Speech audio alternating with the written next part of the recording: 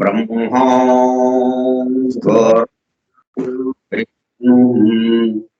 गुरुर्देवो महेश्वरः गुरुः साक्षात् परं ब्रह्म तस्मै श्री गुरवे नमः।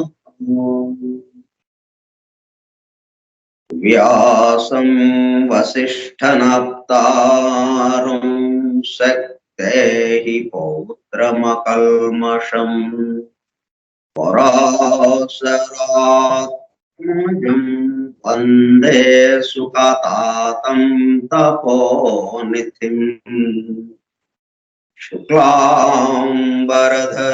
विष्णुं शशिवर्णं चतुर्भुजं प्रसन्नवदनं ध्यायेत् सर्वविघ्नोपशान्तये। अगज आनन पद्मार्कं गजाननमहर्निशम् अनेकदं तं भक्तानाम् एकदन्तमुपास्महे। वक्रतुण्ड महाकाय कोटिसूर्यसमप्रभ निर्विघ्नं कुरु मे देव सर्वकार्येषु सर्वदा। सरस्वती नमस्तुभ्यं वरदे कामरूपिणी विद्यारम्भं करिष्यामि सिद्धिर्भवतु मे सदा। ॐ भूर्भुवः स्वः ॐ तत्सवितुर्वरेण्यम् भर्गो देवस्य धीमहि धियो यो नः प्रचोदयात्।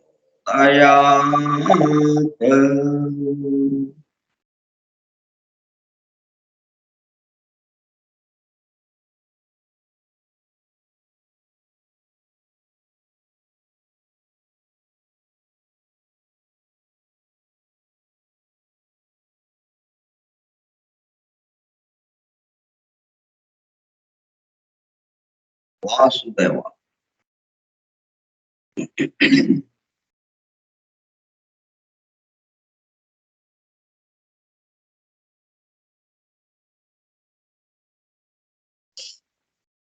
Forum for truth seekers, Satyānveshakula Vrundam, a textbook of theosophy, Divya Gnana Prabodhini, గ్రంథ పఠనము మరియు అధ్యయనము కార్యక్రమము 51వ పాఠము 11/1/2022 మంగళవారం సాయంత్రం 4:30 గంటలు. దివ్య జ్ఞాన ప్రబోధిని స్కైప్ గ్రూపులో సుదూర ప్రాంతాలలో ఎవరింట్లో వారు హాయిగా విశ్రాంతి తీసుకుంటూ ఏకకాలంలో ఒకేసారి ఏమి చేస్తున్నాము వింటున్నాం. ఏమి వింటున్నాము? 1888 సంవత్సరంలో, అనగా దాదాపు 133 సంవత్సరముల క్రితము, the synthesis of science, religion and philosophy, శాస్త్రము, మతము మరియు తాత్వికతల సమన్వయ రూపముగా పరమ గురువులు సమస్త మానవాళి ఆధ్యాత్మిక అభివృద్ధి కొరకు మేడం హెలెనా పెట్రోనా బ్లవెట్స్కీ ద్వారా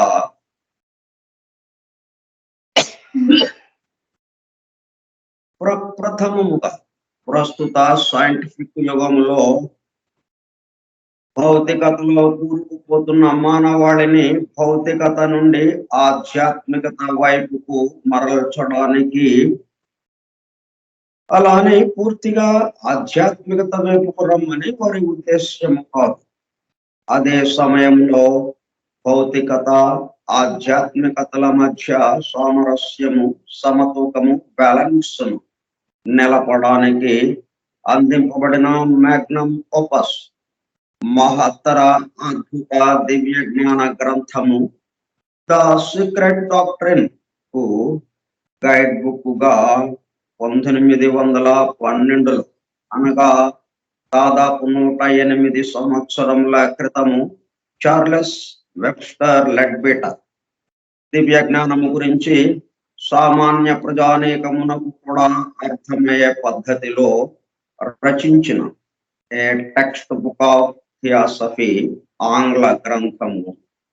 ద థియోసాఫికల్ సొసైటీ 4వ అంతర్జాతీయ అధ్యక్షులుగా పనిచేసిన శ్రీ సి జనరాజదాస గారి ఆజ్ఞతో శ్రీ గుంటూరు వెంకట సుబ్బారావు గారిచే దివ్య జ్ఞాన ప్రబోధిని పేరుతో ఆంధ్రీకరింపబడి 1942 సంవత్సరంలో, అనగా దాదాపు 80 సంవత్సరముల క్రితము, అడయారులోని ద థియోసాఫికల్ పబ్లిషింగ్ హౌస్ వారి ద్వారా ముద్రింపబడి తెలుగు భాష మాట్లాడే ప్రజలకు, మేధావులతో సహా సామాన్య ప్రజానీకం దివ్య జ్ఞానము గురించి అవగాహన, అండర్స్టాండింగ్ చేసుకుని దానిలో తెలిపిన విషయములను తమ నిత్య జీవితంలో ఆచరణలోనికి తెచ్చుకుంటకు వీలుగా అందుబాటులోనికి వచ్చిన గ్రంథ రాజము ఫోరం ఫర్ ట్రూత్ సీకర్స్, సత్యాన్వేషకుల బృందము ద్వారా నిర్వహింపబడుచున్న గ్రంథ పఠనం మరియు అధ్యయనము కార్యక్రమంలో పోస్టర్ డోస్ గా పఠిస్తూ అధ్యయనము చేయుచుండగా, ఆ కార్యక్రమంలో పాల్గొని ఎలా వింటున్నాము? అత్యంత శ్రద్ధాసక్తులతో చెవియొగ్గి వినుచున్నా, అనగా ఒళ్ళంతా చెవులు చేసుకుని వినుచున్న ప్రియ సోదర శ్రోతలందరికీ నమస్కారం.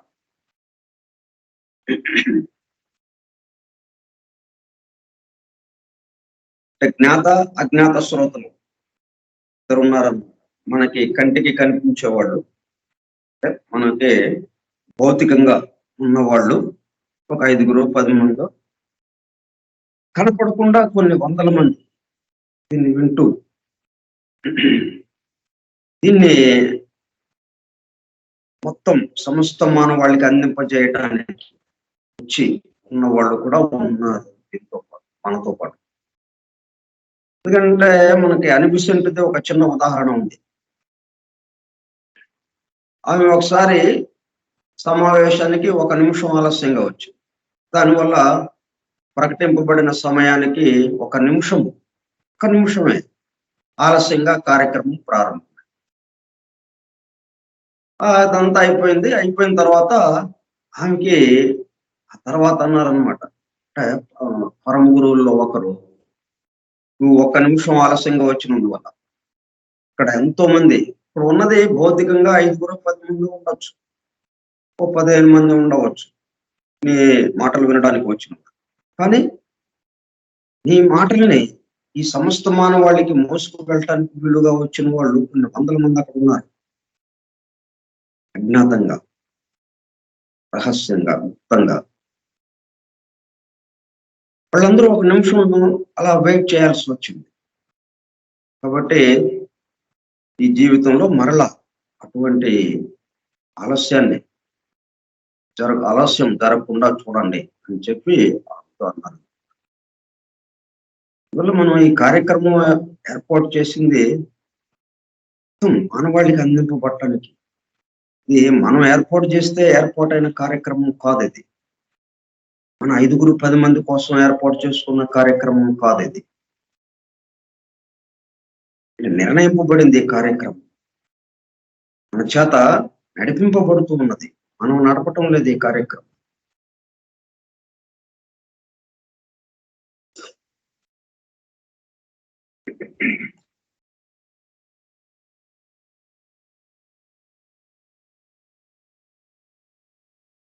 దివ్య జ్ఞాన ప్రబోధిని యోగి లెగ్బెటర్ గారు రాసిన ద టెక్స్ట్ బుక్ ఆఫ్ థియాసఫీకి ఆంధ్రీకరణము గుంటూరు వెంకట సుబ్బారావు చే ఆంధ్రీకరింపబడినది. అడయారు థియోసాఫికల్ పబ్లిషింగ్ హౌస్ వారిచే ప్రచురింపబడినది 1942 సంవత్సరం. 10 అధ్యాయములుగా ఉన్నటువంటి ఈ గ్రంథంలో 6 అధ్యాయములు పూర్తి చేసుకుని 6వ అధ్యాయమైన మరణానంతర స్థితిలో చిట్ట చివరి స్థితి అయినటువంటి కారణ శరీరంతో కారణ లోకంలో ఉండి ఇక కిందకి దిగబోతున్నాం. పునర్జన్మకి సంబంధించి మరలా జన్మించడానికి సిద్ధంగా ఉన్నాం. కిందకి దిగబోతూ ఉండగా భూలోక జీవితం ఎలాగ ఉంటుంది, అక్కడ మనం ఎలా ప్రవర్తిస్తే బాగుంటుంది, ఆ భూలోక జీవితం యొక్క ఏర్పాట్లు ఏంటి, అక్కడ ఉన్న ప్రకృతి నియమ నిబంధనలు ఏమిటి, ప్రకృతి ధర్మాలు ఏవేంటి పనిచేస్తున్నాయి, ఆ వివరాలు మనకు అందజేస్తున్నటువంటి 7వ అధ్యాయమైన పునర్జన్మము మనము తెలుసుకుంటున్నాం. ఆయా విషయాలు, అక్కడ జరగబోయే విషయాలన్నీ కూడా మనం తెలుసుకుని మనం జన్మించినప్పుడు కొంచెం జాగ్రత్తగా, అంటే క్రితం జన్మం ఏదో గడిచిపోయింది, తెలుసు తెలియకో ఎన్నెన్నో చేస్తాం. ఈ జన్మ అయినా సరే కొంచెం జాగ్రత్తగా మనం గడపడానికి ఉపయోగపడేటట్టుగా సూచనలు అందజేయబడుతున్నాయి. ఈ సూచనలు గనక మనం అనుసరించగలిగితే, అనుసరించడం అంత తేలికైన విషయం కాదు, ఎందుకంటే మన మీద ఒత్తిడి పనిచేస్తూ ఉంటుంది. అంతకుముందు ఉన్నటువంటి కర్మ ఫలితాలు మనల్ని ఇటువైపుకి దారి తీస్తూ ఉంటుంది. భౌతికత కేసు ఆధ్యాత్మికత వైపుకి వేసి భౌతికత ఆధ్యాత్మికత మధ్యన సమన్వయం సమతూకం ఏర్పాటు చేసుకోవడానికి, అట్లా కాకుండా పూర్తిగా ఇటువైపే ఉండేటట్టుగా మనల్ని మన మీద ఒత్తిడి పనిచేస్తూ ఉంటుంది. కాబట్టి ఆ ఒత్తిడికి అంటే గాలి వాలుకి తగ్గట్టుగా మన ప్రయాణం వెళ్ళిపోతుంది అనమాట. మనకి తగ్గట్టుగా ప్రయాణం మలుచుకోలేకపోతుంది. పడవ ప్రయాణం అట్లా ఉందనమాట. గాలి ఎటు వీస్తే దానికి తగ్గట్టుగా వెళ్ళిపోతూ ఉంది. మన దగ్గర తెరచాప లేదు, తెరచాప కట్టుకుని చుక్కాని ఉంటే మనకి ఇష్టం ఉన్నట్టుగా మనం వీలును బట్టి మనం ప్రయాణం మార్చుకుంటాం. గాలి ఎటువైపు వెళ్తుంది దాని ఇష్టం, గాలిని మనం ఆపలేం కదా. గాలి అనేది మొత్తానికి సంబంధించింది కాబట్టి దాన్ని మనం ఒక్కళ్ళ కోసం ఆపడం కుదిరే పని కాదు. కానీ ఆ గాలి వాళ్ళ నుంచి మనం తప్పించుకొని మనకి అనుకూలంగా మనం ఎటువైపు వెళ్ళాలో అట్లా వెళ్ళడానికి వీలుగా ఏర్పాటు ఉంది పడమ మీద. అట్లా ఏర్పాటు చేసుకోవడానికి ఇవన్నీ మనం ఎట్లాగా ఏర్పాటు చేసుకోకుండా వెళ్తుంటే ప్రయాణం సాగుతుంటుంది, గాలి వాలుగా వెళ్ళిపోతుంది. అంటే మనం మన అసలైన లక్ష్యాన్ని చేరుకోవడం కొంచెం ఆలస్యం. ఓకే, మనం ఎందుకు గాలి వాలు కాకుండా ప్రయాణం అనుకూలంగా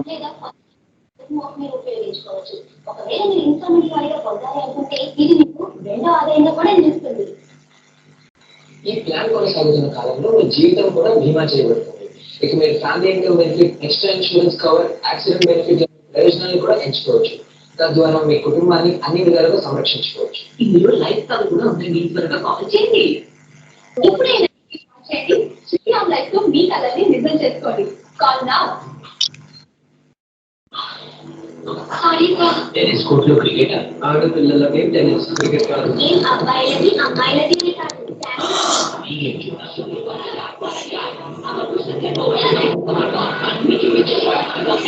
ఎందుకంటే ఎంత స్టామినా ఉంటుందో అంత పెద్ద గేమ్ ఉంటుంది.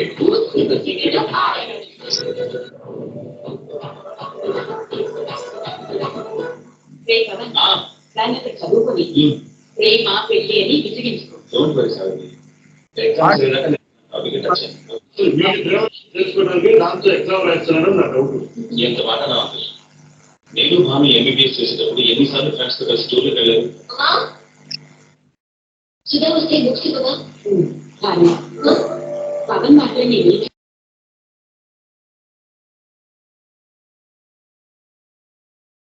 థ్యాంక్ యూ అండి. థ్యాంక్ యూ సోమ్ గారు.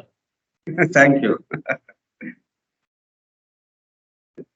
అంటే ప్రయాణం దానంతరాన్ని జరగకుండా మనకు అనుకూలంగా జరగాలంటే ప్రయత్నం మనకి. ఆ దానంతరం జరుగుతుందంటే మనం ఉంటాము, మన చుట్టూ ఉన్నాయి, మనకి అందరికీ వినపడుతూ ఉంటాయి.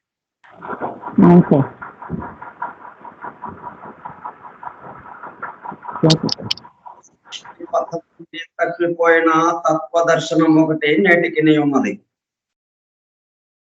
ఎందుకు మనం మనకి తగ్గట్టుగా మనం ప్రయాణాన్ని రూపొందించుకోవాల్సిన అవసరం ఏర్పడిందంటే ఆ తప్పిపోయిన తత్వదర్శనం ఉంటుంది. దానికోసం మనం ప్రయాణం, మన ప్రయాణం దేనికోసం? తప్పిపోయిన తత్వదర్శనం, దానికోసం.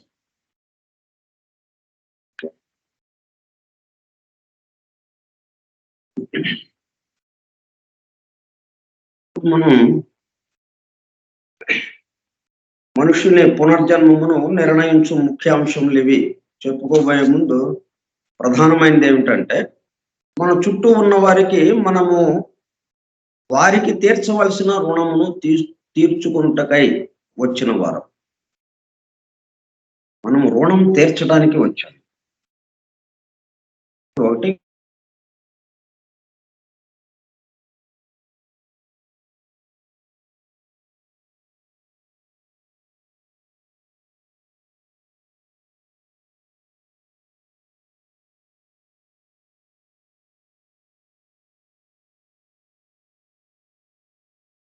అంటే కర్మ ఫలితాలు అది క్లియర్ చేసుకోవడం కోసం ఏమేమైతే పెండింగ్ లో ఉన్నాయో అన్ని క్లియర్ చేసుకోవడం కోసం వచ్చిన వాడు.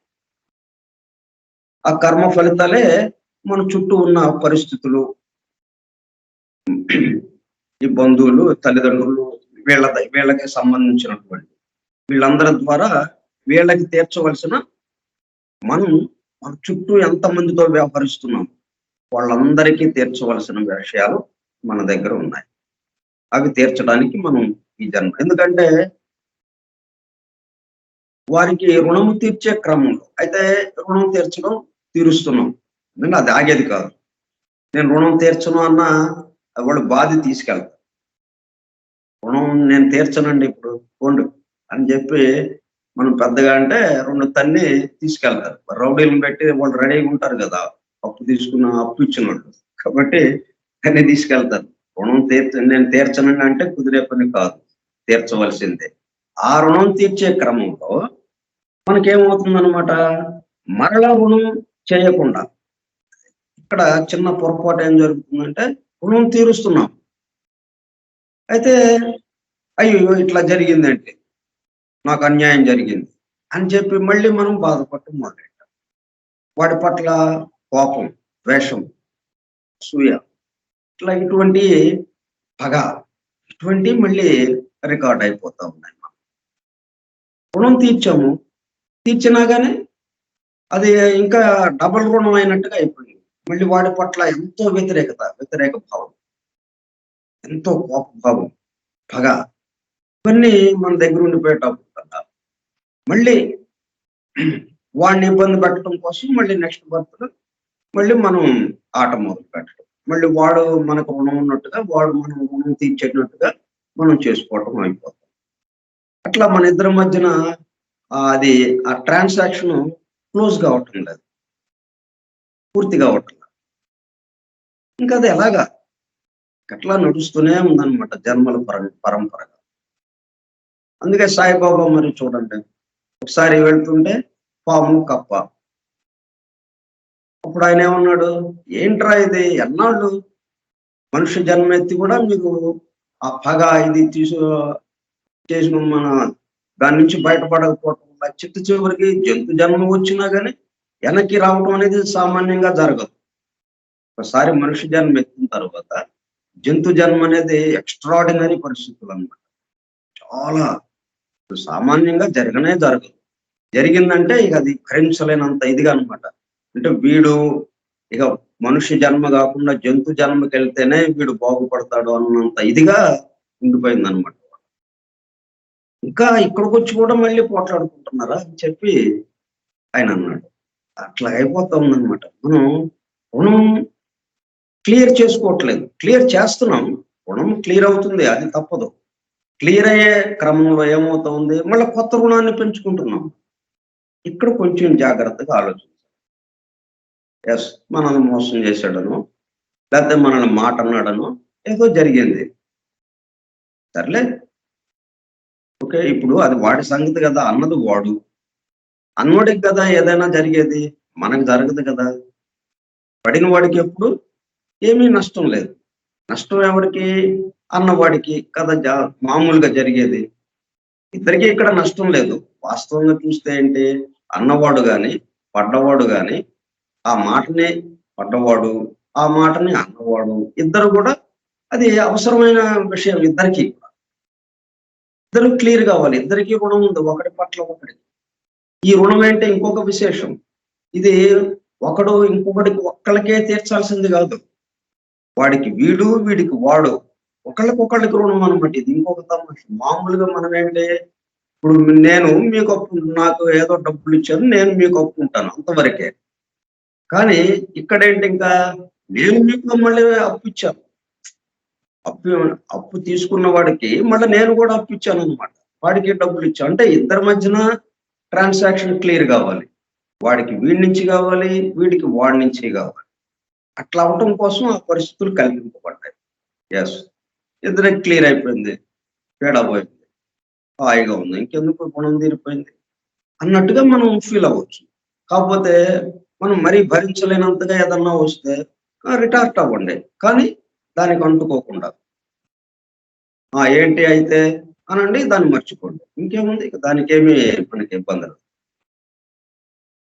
ఇది చాలా జాగ్రత్తగా రుణం తీరుస్తున్నాం, కానీ మళ్ళీ రుణం వచ్చేటట్టుగా చేసుకుంటున్నాం. ఆ క్రమంలో ఇక్కడ కొంచెం జాగ్రత్తగా ఆలోచించాలి. మరలా రుణము లేకుండా, రుణము చేయకుండా రుణ విముక్తులము కావాలి. దానినే బంధ విముక్తము లేక మోక్షము అంటాము. ఎందుకంటే అప్పుడు మాత్రమే ఏకత్వ భావన అనే అసలైన లక్ష్యాన్ని చేరగలం. ఏకత్వ భావనలో చేరేటప్పుడు ఇటువంటి రుణాలు, ఇటువంటి బంధాలు, అంటే తీర్చవలసిన బంధాలు ఇవి పెట్టుకుంటే అది మనకి దాంట్లోకి వెళ్ళటానికి డోర్ ఓపెన్, అది ఆటోమేటిక్ డోర్.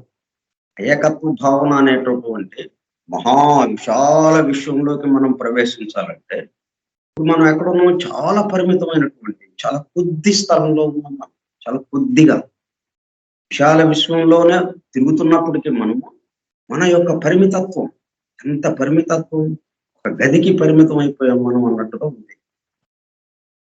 కానీ మనం ఎక్కడున్నాం, సమస్త సృష్టిలో ఉన్నామా లేదా, మనం ఈ భూమి మీద ఉన్నాం.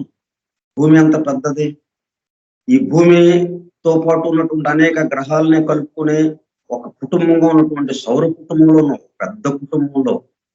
ఆ సౌర కుటుంబం యొక్క విశాలనంత వైశాల్యం, అంత పెద్ద కుటుంబంలో మనం భాగమై ఉన్నాం ఇక్కడ. అది లేదు. ఈ సౌర కుటుంబాలు 12 ఉన్నాయి మనకి తెలిసినంతలో. ఈ 12 మహా పెద్ద సూర్యుడు ఒక ఆయన ఉన్నాడు, మహాసూర్యుడు, ఆయన చుట్టూ తిరుగుతూ ఉన్నాయి ఇవి. ఆయన ఇంకా ఎంత పెద్ద కుటుంబం చూడండి మరి. గెలాక్సీలు, పాలపుంతలు, వీటితో అనంతం అనంతం అంత పెద్ద దాంట్లో మనం ఉండి ఇంత చిన్నది ఒక గదిలో ఉన్నామంటే నేను అంత పరిమితమైన భావంలో ఉన్నాం. కాబట్టి అంత భావంలోకి మనం విస్తరించాలంటే చాలా అంటే మనకి ఏ రుణాలు లేకుండా అన్నట్టు ఉండాలి. అందరి పట్ల ప్రేమ. అందరి పట్ల ప్రేమ ఎప్పుడు వస్తుంది? రుణాలు లేనప్పుడు. రుణాలు ఉన్నప్పుడు ప్రేమ రాదు కదా. తీర్చాల్సిన రుణాలు ఉన్నాయి, రావు, ప్రేమ రాదు. ఎక్కడికక్కడ బంధ విముక్తులము కావాలి. ఆ రుణ విముక్తులు అంటేనే బంధ విముక్తం అయ్యేటప్పుడు కల్లా ప్రేమ ఎప్పుడైతే వచ్చిందో మొత్తం వ్యాపించడం, సమస్తము మొత్తం మనదే అన్నట్టుగా, సమస్తం అంతా మనమే అన్నట్టుగా అయిపోతుంది. కాబట్టి మనం రుణాన్ని తీర్చడానికి వచ్చాము, తీరుస్తున్నాము. కానీ తీర్చే క్రమంలో మరలా రుణం కొత్తగా చేసినట్టు అవుతా ఉన్నాయి. ఆ పద్ధతిలో కాకుండా రుణం తీర్చడం వరకే అన్నట్టుగా మనం జాగ్రత్తగా ప్రవర్తిస్తే మరింత మెరుగ్గా మనం వచ్చే జన్మకి బ్రహ్మాండంగా తయారు. ఇప్పుడు రాబోయే జన్మ కూడా మనం బాగా చేసుకోవచ్చు. మనుష్యుని పునర్జన్మమును నిర్ణయించు ముఖ్యాంశములు ఇవి. మొట్టమొదట పని చేయనది పరిణామ పద్ధతి. అభివృద్ధి కేసి మనల్ని వెళ్చడానికి. అభివృద్ధి ఏమిటి? విశాలత్వం. సమస్త సృష్టి అందు మనం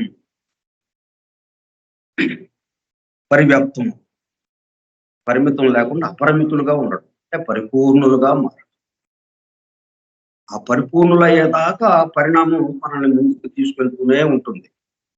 అది ఇప్పుడు కావచ్చు, రేపు కావచ్చు, నెమ్మదిగా మనల్ని లాక్కెళ్తూనే ఉంటుంది. మొట్టమొదట పని చేయనది పరిణామ పద్ధతి. అది మనుష్యుడు తనకు అత్యంత అవసరముగా కావలసిన గుణములను సులభముగా వికసింప చేసుకొనగల స్థితిని పొందినట్టు వాడిని ముందుకు త్రోసికొని పో. ఇవన్నీ చేయాలంటే దానికి కావలసిన గుణాలు కొన్ని కావాల్సి ఉంటాయి. వాటిని నేర్చుకునేటట్టుగా మనల్ని ఒత్తిడి పెట్టి ఆ ముందుకు తీసుకెళ్ళడానికి ఈ పరిణామ పద్ధతి ఉపయోగపడుతుంది. అదొకటి ఈ సృష్టిలో మనకు అమరి ఉంది.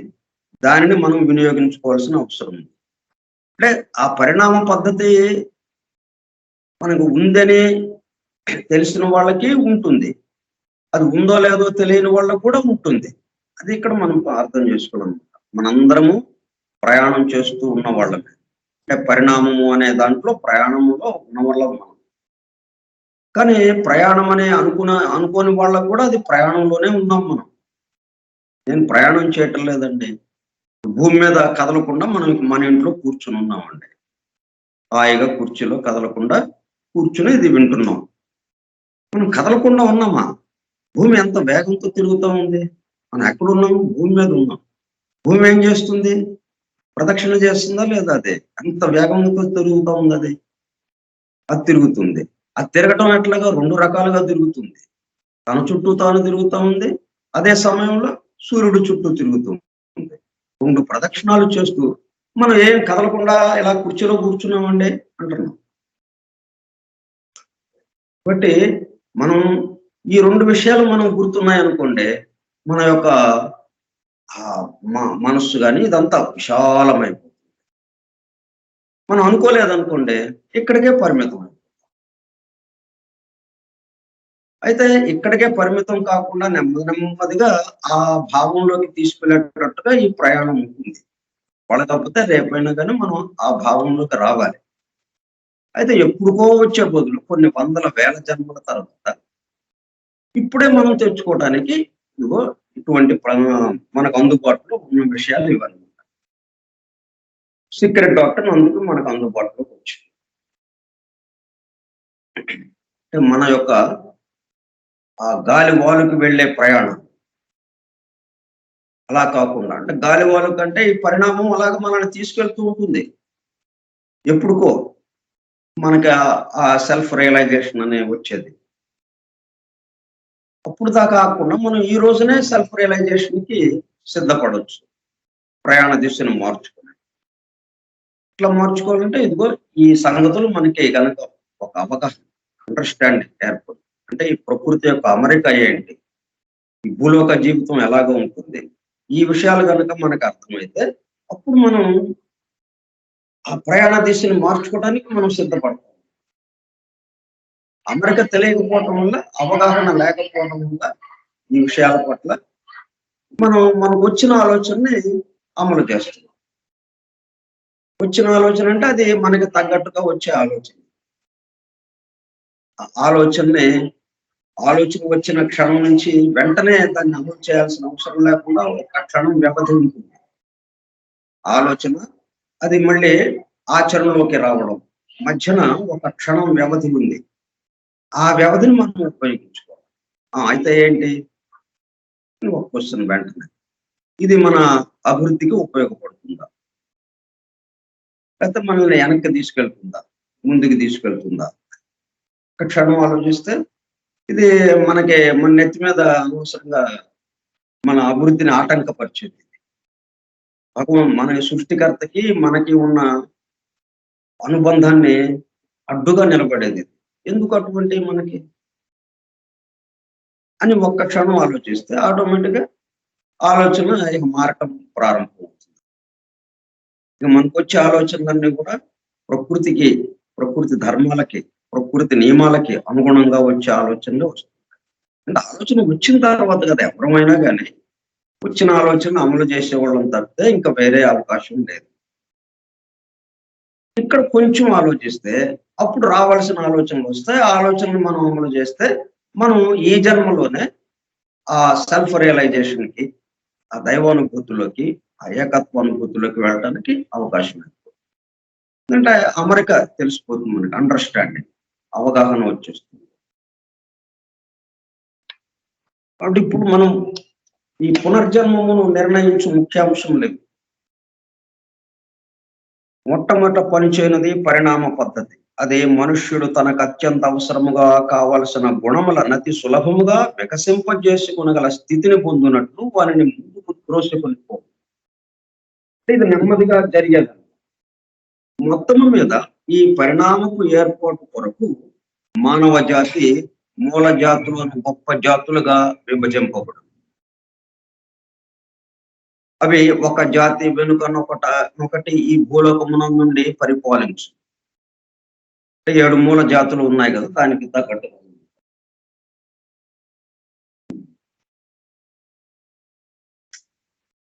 ఒక నిమిషం.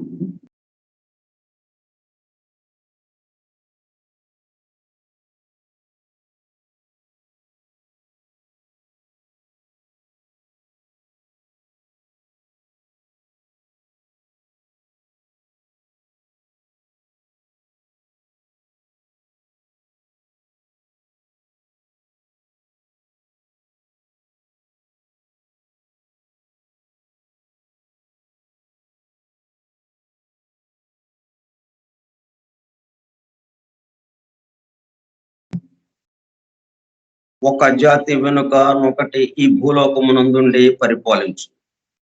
ప్రస్తుతము భూలోక వాసులందరిలో ఎక్కువ వికాసము పొందిన జనులు చేరిన ఆర్య లేక ఇండో కకేషియన్ జాతి అట్టి మూల జాతులలో ఒకటి.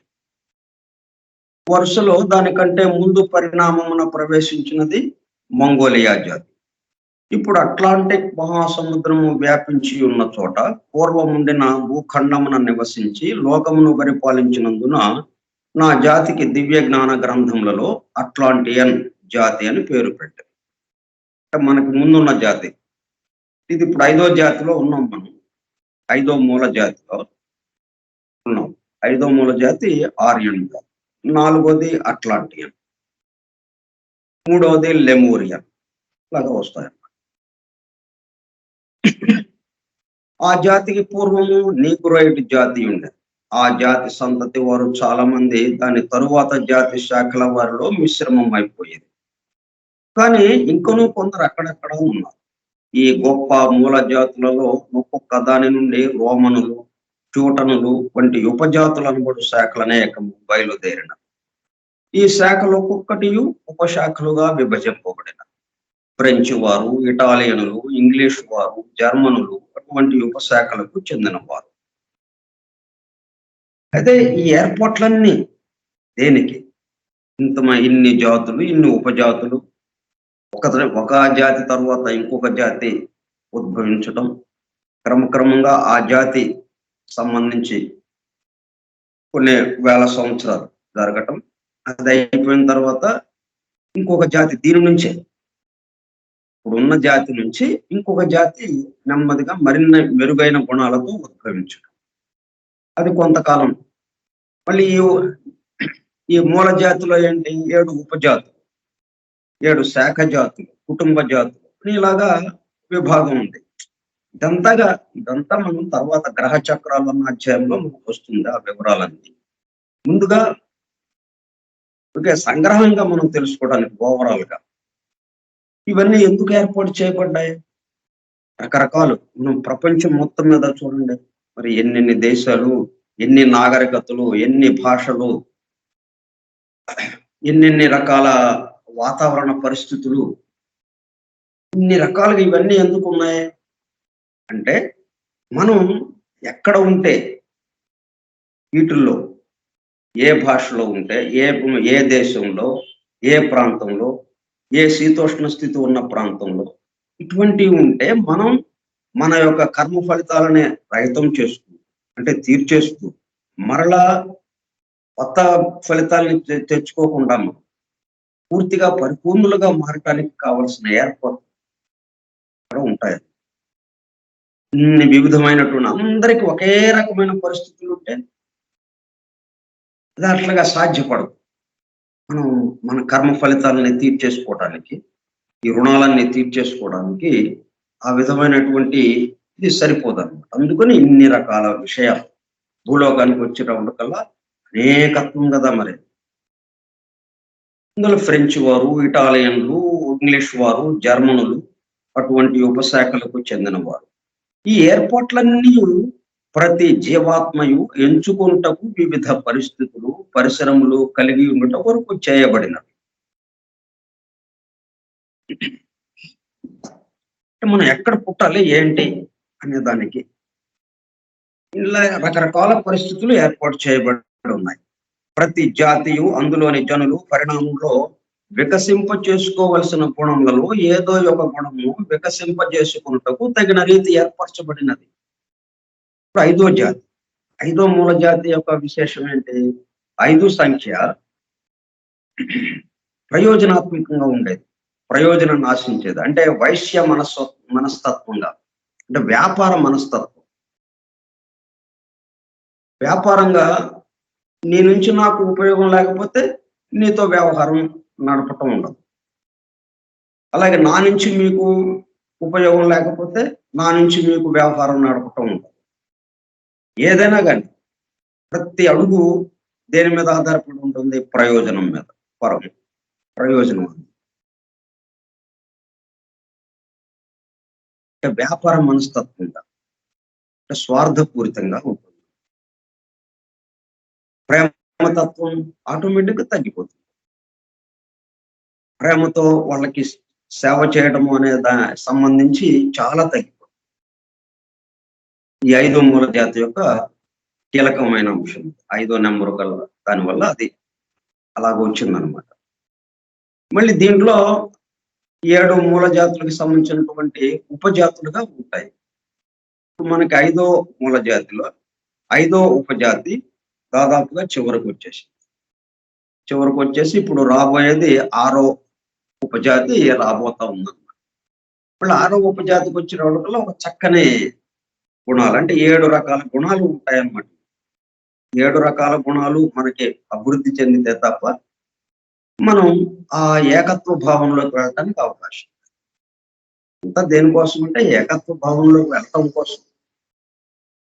ఇవన్నీ మనం చూసుకోకుండా మనం వెంటనే వెళ్ళిపోయాం అనుకోండి ఏకత్వ భావంలోకి, మళ్ళీ అక్కడ దెబ్బతింటాం. అక్కడ ఏదో తేడా వస్తుంది.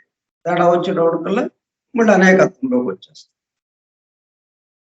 కాబట్టి ఇవన్నిటిని మనం పరిశీలించి వీటన్నిటితోనూ మనం గడిపితే అన్ని మనకి తెలుసుంటే, అన్నిటి యొక్క అనుభవసారం మన దగ్గర ఉంటే ఇక ఎక్కడ మనం మనకి అటు ఇటు కదలటానికి లేకుండా ఉంటున్నాం. ఎక్కడ ఏమి డిస్టర్బెన్స్ లేకుండా చెదిరిపోకుండా మనం ఎక్కడ కూడా ఏది ఎట్లాగొచ్చినా సరే చెదిరిపోకుండా స్థిరంగా నిలబడగలుగుతాం. ఇప్పుడు ఏకత్వ భావంలోకి వచ్చాం. ఎందుకంటే ఇవన్నీ విషయాలు మనకి తెలుసుగా, కాబట్టి కంగారు పడం. అదే ఇవన్నీ మనం గమనించకుండా, వీటన్నిటిని మనం అనుభవించకుండా, ఈ పరిస్థితుల్ని ఇవి రకరకాల భూమి మీద ఉన్నటువంటి రకరకాల పరిస్థితుల్ని మనం తీసుకోకుండా నేరుగా వెళ్ళిపోతే మళ్ళీ ఎక్కడో చోట మనం ఆ ఏకత్వ భావానికి అడ్డుతగులుతున్నాం. అందుకని ఇట్లా ఈ ఏర్పాట్లన్నీ ఈ విధంగా జరిగినాయి అన్నమాట. అంటే ఏకత్వ భావన కేసు మనం వెళ్ళేటప్పుడు కల్లా ఇక ఏమాత్రము చెదురుబాటు సంభవించకుండా పూర్తిగా ప్రేమతత్వం, అంటే ఏడో మూల జాతి వచ్చేటప్పుడు కల్లా పూర్తిగా ప్రేమతత్వం, అందరం ఒకళ్ళ కోసం అన్నట్టుగా అయిపోతుంది. ఇప్పుడు ఒకళ్ళ కోసం ఒకళ్ళమే ఉన్నాం, కానీ వ్యాపార భావన, నీ నుంచి నాకేంటి ప్రయోజనం, అప్పుడు నీ కోసం ఏదైనా చేయడం అన్నట్టు. అంటే మనం చేస్తున్నాం, కానీ నా ప్రయోజనం కోసం నీకు చేస్తున్నాను అన్న భావన ఇప్పుడు మనకు. ఈ 6వ ఉపజాతికి వచ్చేటప్పుడు కల్లా మనం నీ కోసం నేను చేస్తున్నాను, నాకు తెలిసిన పనిని నీ కోసం చేస్తున్నాను అన్న భావన కొంచెం మారుతుంది అనమాట. అంటే నా కోసం నీకు చేస్తున్నాను కానీ లేకపోతే చేసేవాడిని కాదు అన్నట్టుగా ఉన్న భావన నుంచి నెమ్మదిగా దాన్నే సత్యయుగము లేకపోతే నూతన యుగము అని చెప్పి మనం దానికోసం అందరినీ దాని వైపుకి తీసుకెళ్ళడం కోసం ఎంతో మంది ప్రయత్నం చేస్తున్నారు. దీనికి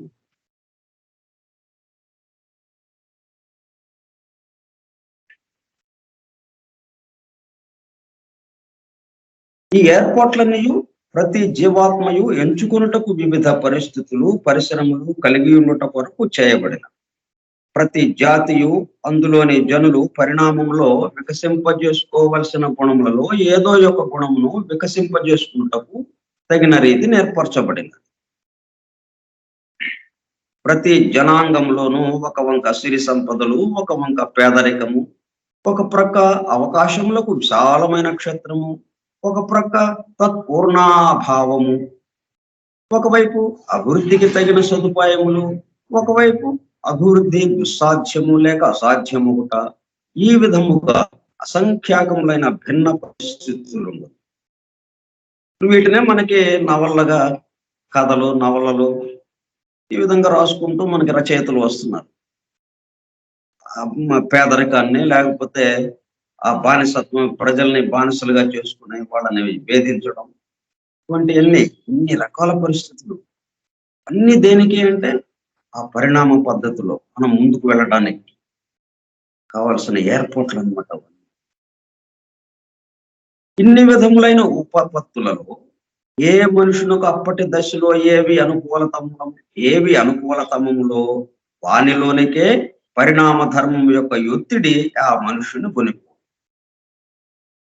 అంటే బానిసగా ఉండాలా వీడు, లేకపోతే యజమానిగా ఉంటాడా అనేది. మరి బానిసగా ఎందుకున్నాడు వాడు? ముందు ఎంత ఇబ్బంది పెట్టాడు మరి జనాన్ని. అందువల్ల దానికి ప్రతిగా వాడు బానిసగా ఉండే అటువంటి బాధలు అనుభవించాల్సిన పరిస్థితికి తీసుకువెళ్ళాలంటే ఆ బానిసలకు సంబంధించినటువంటి ఆ సమూహంలో అతనికి వెళ్ళాలి, ఆ కుటుంబాల్లోకి వెళ్ళాల్సిన అవసరం. ఇట్లా మరి అదే ఆ పరిస్థితులు, ఆ బానిసత్వము ఇటువంటివి లేవనుకుంటే వాడికి మరి ఆ కర్మ పరిపాకానికి సంబంధించి కర్మ ఫలితాన్ని అనుభవించడానికి అవకాశం ఉంది. అందుకని ప్రపంచంలో అనేక రకాల పరిస్థితులు ఉంటాయి. ఇవన్నీ దేనికి క్రియ ప్రతిక్రియ అనే దాని మీదే కానీ అన్యాయము న్యాయము అనేదేం లేదు. క్రియ ప్రతిక్రియ, మంచి చెడు క్రియ ప్రతిక్రియ.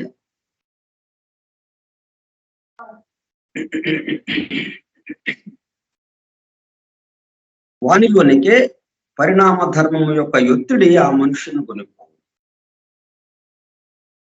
మనం మరి మనంగా వెళ్ళలేం కదా. ఇప్పుడు ఇది మన యొక్క ప్రయాణం ఎట్లాగుంది, గాలి వాలుగా ఉంది. మరి గాలి మనల్ని తీసుకెళ్తా ఉంది. అట్లాగే మనం ఎక్కడ పుట్టాలి? ఈ పరిణామ ధర్మం పనిచేస్తూ ఉందన్నమాట. మన ప్రయాణానికి అది మనకి తోడ్పడటం కోసం వచ్చిందనమాట. మనం ఎక్కడ ఉంటే ఇదిగో ఈ అంటే మనంతటకు మనంగా ప్రయాణం ఏర్పాటు చేసుకోకుండా ఉన్న పరిస్థితుల నుంచి మన ప్రయాణాన్ని మనమే నిర్ణయించుకునే పరిస్థితులకేసి తీసుకెళ్ళటానికి ఈ పరిణామ ధర్మం ఉపయోగపడుతూ ఉందన్నమాట. అట్లా మనల్ని ఆ పద్ధతిలోకి తీసుకెళ్తుంది అనమాట. పరిణామ ధర్మము ప్రధానంగా ఎందుకు వచ్చింది మనకి? మనం ఎక్కడ ఉంటే అక్కడికి ఈ మొత్తం మన యొక్క కర్మ పరిపాకం అవుతుంది. కర్మ ఫలితాలన్నీ తొలగింపబడతాయి, అవన్నీ అనుభవించి తొలగింపబడతాయి. అటువంటి తర్వాత అదే సమయంలో మనలో ఉన్న గుణాలు వికసింపజేసుకోవటానికి ఇది ఆ పరిస్థితుల్లో అక్కడ కూర్చోబెడుతుంది అనమాట, తీసుకెళ్ళి ఈ పరిణామ ధర్మం. అయితే ఈ పరిణామ ధర్మ ప్రవృత్తి మీద చెప్పిన కార్యకారణ ధర్మ ప్రవృత్తిచే పరిమితం. ఇదంతా ఇవన్నీ ఏంటనమాట, మొహమాటాలు ఏమి లేవు. ఎంతవరకు పని చేయాలి అంతవరకు పని చేస్తున్నమాట యంత్రవతుగా. మన యంత్రం స్విచ్ వేస్తే తిరుగుతుంది, లేకపోతే అయిపోతుంది అన్నట్టుగా. అట్లా ఈ పరిణామ ధర్మం మన మీద ఎంతవరకు పనిచేస్తుంది? కార్యకారణ ప్రవృత్తి మీద, అంటే క్రియ ప్రతిక్రియ.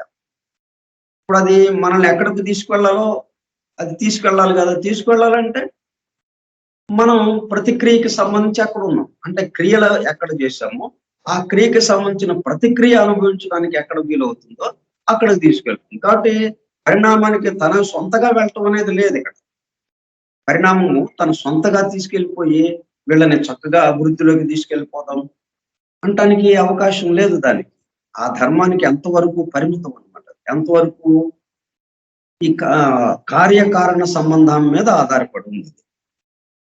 క్రియ ప్రతిక్రియ అనే ధర్మం మీద అది ఆధారపడి ఉంది.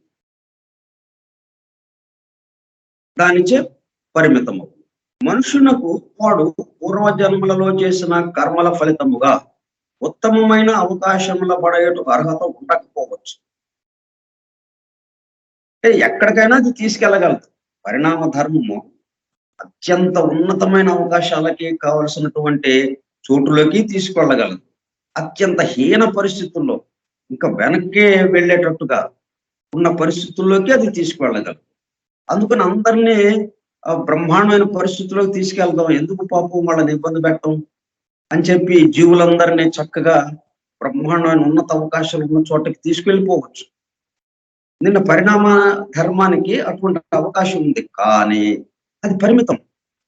దానికి చుట్టూ అడ్డు గోడల్లాగా, అంటే దానికి ఎంతవరకు పనో అంతవరకు ఇచ్చాడు. ఎంతవరకు కార్యకారణ సంబంధం మీద ఆధారపడి, దాన్ని సొంతగా ఆలోచించడానికి లేదు. అది సొంతగా ఆలోచించింది అనుకోండి, అందరినీ తీసుకెళ్ళిపోదాం, మంచిగా చేసేసేద్దాం అనుకోవచ్చు. అది కానీ అట్లా కుదరదు. ఎందుకంటే అది కార్యకారణ సంబంధానికి సంబంధించిన దాని మీద ఆధారపడి అది మనల్ని ఎక్కడ ఉంచాలో అక్కడికి తీసుకెళ్తుంది. ఆ పరిస్థితుల్లోకి మనల్ని తీసుకువెళ్ళి అక్కడ నుంచోబెడుతుంది. నుంచోబెట్టేది ఏది? పరిణామ ధర్మమే, కానీ దేని మీద ఆధారపడి? కార్యకారణ సంబంధం. అంటే క్రియ ప్రతిక్రియ, అంటే మనం అంతకుముందు చేసినటువంటి క్రియల యొక్క ప్రతిక్రియ ఎక్కడైతే మనం అనుభవించడానికి వీలుగా ఉంటుందో ఆ పరిస్థితుల్లోకి తీసుకువెళ్తుంది. కాబట్టి ఇప్పుడు మనం ఇక్కడికి పరిణామ ధర్మం తీసుకొచ్చింది, కానీ ఎట్లా తీసుకొచ్చింది? మనం అంతకు ముందు చేసిన పనులుగా ఫలితంగా తెచ్చింది తప్పితే తను సొంతగా తేలేదు. మనకి ఈ కుటుంబంలో ఈ తల్లిదండ్రులకి మనం పుట్టడానికి, మన తోబట్టులు, మన చుట్టూ ఉన్న బంధువులు, మిత్రులు, ఈ మొత్తం ఎన్విరాన్మెంట్ ఇదంతా అది తెచ్చిపెట్టింది కరెక్టే. మనల్ని ఇక్కడ ఈ కుటుంబంలో పుట్టేటట్టుగా తీసుకొచ్చింది పరిణామ ధర్మం, బాగానే ఉన్నంత. కానీ తను సొంతగా తెచ్చిందా? ఇక్కడికి తేలేదు. కార్యకారణ సంబంధం మీద ఆధారపడి తీసుకొచ్చింది. ఏమాత్రం ఒక్క మిల్లీమీటర్ కూడా తేడా లేకుండా, కొంచెం కూడా వేసమెత్తు కూడా తేడా లేకుండా ఖచ్చితంగా మన కార్యకారణ సంబంధం, అంటే క్రియ ప్రతిక్రియ కాబట్టి మనం చేసినటువంటి క్రియలకు ప్రతిక్రియగా ఎక్కడైతే మనం అవి అనుభవించడానికి వీలుగా ఉంటుందో, అనుభవింపజేయటానికి అక్కడికి తీసుకొచ్చి కూర్చోబెట్టింది. అంటే ఇక్కడ కూర్చోవటానికి ఎవరు కారణమయ్యారనమాట? మనమే. పరిణామ ధర్మం కాదు. ఇది మనం జాగ్రత్తగా గుర్తుపెట్టుకుని ఆలోచించాల్సిన విషయం. మనం ఇక్కడికి వచ్చాము అంటే మనమే, మన వల్లే ఇక్కడికి వచ్చాము. మనం ఇంకోడెవడు మనల్ని ఇక్కడికి తీసుకురాలేదు. ఇంకోటి తెచ్చాడు కరెక్టే, మనంతటికి మనం నడిచి రావడానికి కుదరదు కదా. మనం ఇక్కడి నుంచి ఇంకొక ఊరు వెళ్ళాలి అంటే ఏదో బండో ఏదో తీసుకుంటాం కదా, దీని మీదో, విమానం మీదో, లేకపోతే వాళ్ళ ఆర్థిక పరిస్థితులను బట్టి ట్రైన్ మీదో, బస్సు మీదో, ఏదో ఒకటి ఆ ప్రయాణ సాధనం మీద తీసుకుని అదిగా దాంతో కదా వచ్చేది. కానీ ప్రయాణ సాధనం ఎంతవరకు మనకి మనమేగా నిర్ణయించుకుంది ఫలానా ఊరికి వెళ్ళాలని. అంటే దాన్ని సొంతంగా తీసుకెళ్ళిపోయిందా? బస్సు సొంతగా మనల్ని తీసుకుని వెళ్ళిపోయిందా? తీసుకెళ్ళలేదు. మనం ఎక్కాం బస్సు, మనం ఎక్కడికి వెళ్ళామో బస్సుకి చెప్పాము, అక్కడ దించింది మన యొక్క నిర్దేశిత స్థానం. కాబట్టి ఆ నిర్దేశిత స్థానానికి తెచ్చింది అదే. కానీ ఎట్లా తెచ్చింది? మన యొక్క దీని మీద తీసుకొచ్చి. అట్లాగే పరిణామ ధర్మము మనల్ని తీసుకొచ్చి ఇక్కడ కూర్చోబెట్టింది భూలోకంలో, ఫలానా కుటుంబం, ఫలానా తల్లిదండ్రుల దగ్గర కూర్చోబెట్టింది. కానీ అది సొంతగా తెచ్చింది అది లేదు. అది మనకి ఒక ప్రయాణ సాధనంలాగా ఉపయోగపడింది. ప్రయాణ సాధనంలాగా ఉపయోగపడి మనం అక్కడ ఎక్కితే, కారణ లోకంలో కారణ శరీరంతో అక్కడ ఎక్కితే మనం ఇక్కడికి తెచ్చి కూర్చోబెట్టింది. మనమేగా మనం ఫలానా చోటకి వెళ్ళాలండి అని మనం చెప్తే ఆ బస్సు ఇక్కడికి వచ్చి ఆగింది. అది అందువల్ల పరిణామ పద్ధతి, పరిణామ ధర్మము ఎంతవరకు పనిచేస్తుంది? కార్యకారణ సంబంధం కదా. కాబట్టి మనకి ఉన్నత అవకాశాలు కావాలండి.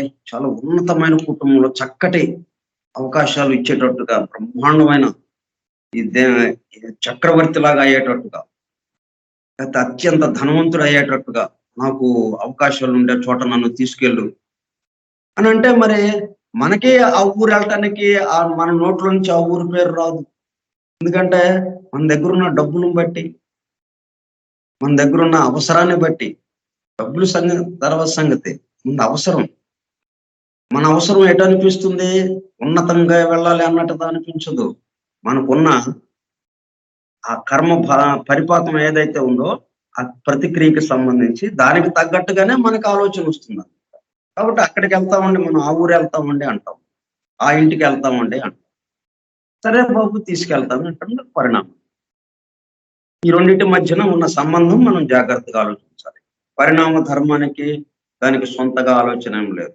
అది తీసుకెళ్తుంది, తీసుకెళ్లేది మాత్రం పరిణామ ధర్మమే. మనల్ని ముందుకు నడిపించేది పరిణామ ధర్మం.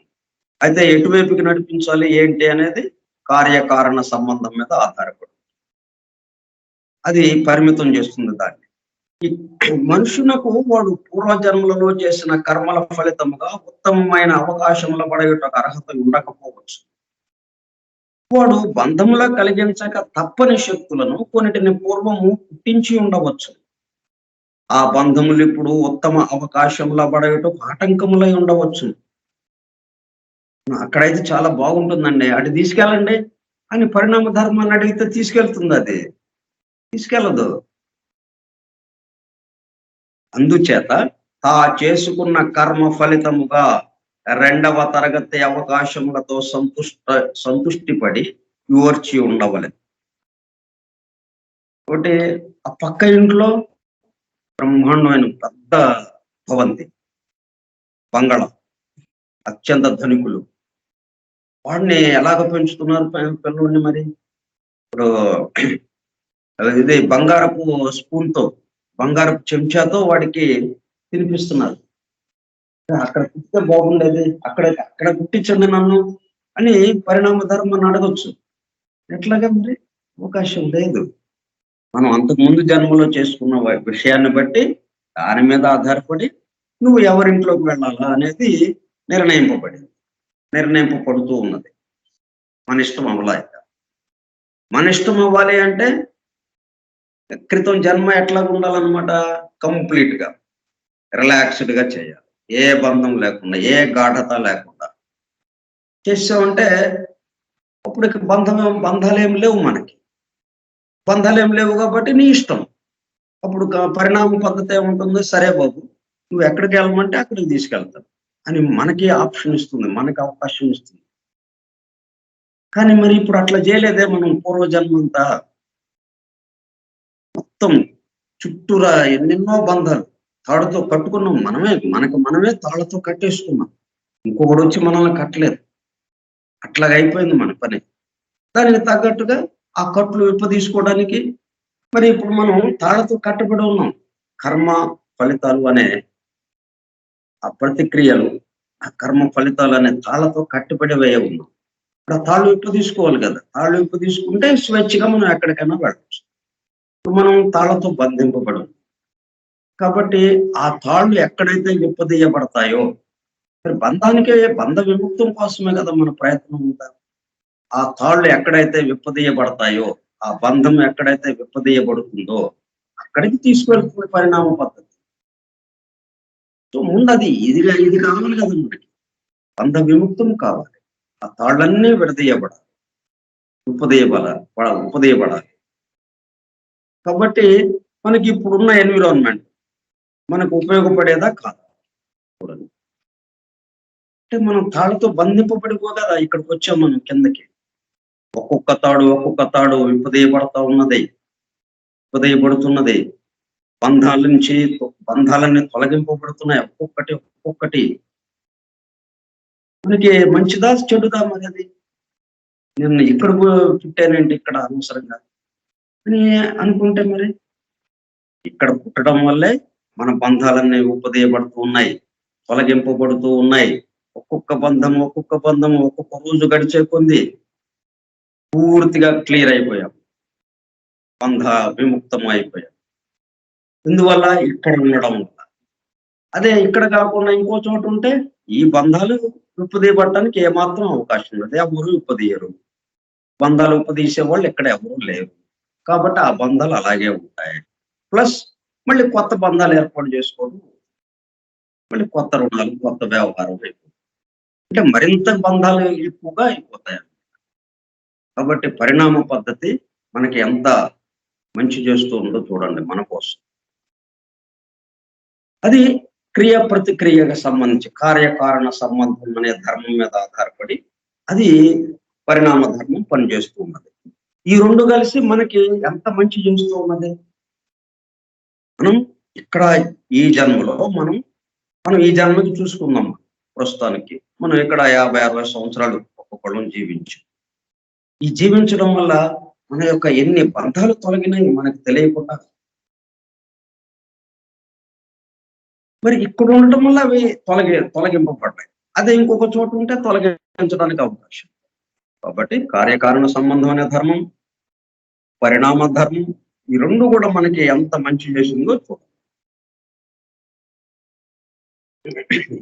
కనుక స్వేచ్ఛగా విడిచిపెట్టిన ఎడల మనుషునికి అత్యుత్తమ అవకాశములను సమకూర్చు పరిణామ ధర్మమునకు వాని పూర్వకర్మ ప్రతిబంధకమగునని చెప్పవచ్చు. అందువల్ల మన ఇష్టం అనేది కుదరని పని. మనం బంధాలు ఉపదీసుకుంటే కదా మన ఇష్టం.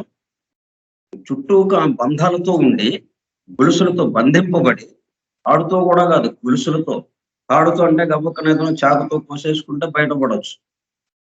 గొలుసులు అవి అంత తొందరగా వదులుతాయా? గొలుసులతో బంధింపబడి నేను ఎక్కడెక్కడో తిరుగుతారు నా ఇష్టం వచ్చినట్టు. అంటే మనకి రోడ్డు మీద కనిపిస్తుంటారు చూడండి అప్పుడప్పుడు. వాడు చాలా చాలా ఘోరంగా ప్రవర్తిస్తాడు కదా, చాలా కర్కశంగా. అంటే ఓ పిచ్చివాడు అనమాట.